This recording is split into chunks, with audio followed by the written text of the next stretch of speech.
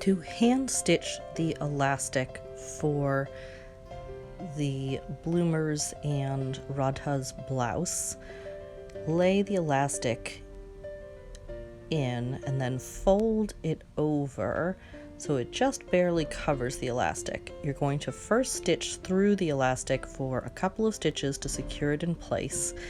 After that, you'll be sewing on the outside of the elastic, just where it barely covers it. So through both sides there, kind of like hemming, but you're hemming against the elastic. You can feel where it is. Do not stitch through the elastic at this point. So you're going to do that all the way down the length, and then you'll be able to pull the elastic and kind of ruche it up the way it's supposed to be. And when you're doing that, make sure that the final part is the right length for the diameter of the waist.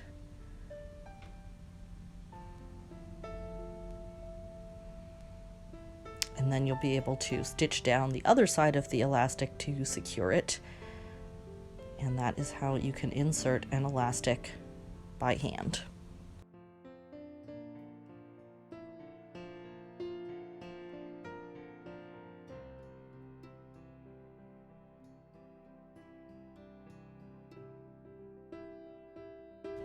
The next step is to fold it in half on that shorter edge with the right sides touching, and stitch down that seam. Then you're going to spread it apart, and you have a little arrow mark on your pattern where that seam should match with the arrow on the other side to make it two halves. This is where the pant legs are going to be. So now we're going to stitch this triangle in the middle right there. And you can hand sew that or machine sew that, but if you're hand stitching, make sure that you go over it a few times, make them dense stitches, because you're going to cut out that triangle. So don't cut through the stitches, but cut on the underneath them to separate the pant legs.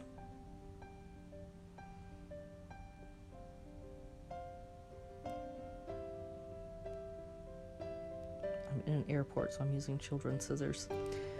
All right, now you have pants, and we're going to do the same thing with elastic on the bottoms here. So folding it down and do the elastic in exactly the same way.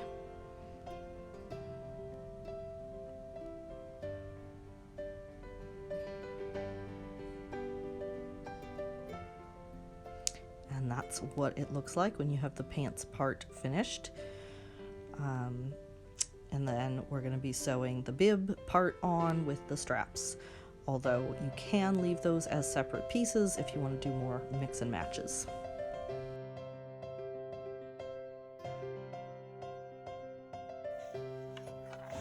Now you'll make the bib part. So you're going to have that middle square and then the two side pieces, and you'll sew it down that way so that when it flips up, it's attached to the bottom shorts there. And once you've done that, this is the top part here, you can leave it flat or you can sort of ruche it a little bit. And this is also a great place to put a decoration of some kind, embroidery, something like that. So here I'm putting it on him. You're gonna have the bib part at the front, putting each of his feet through one of the bloomer holes.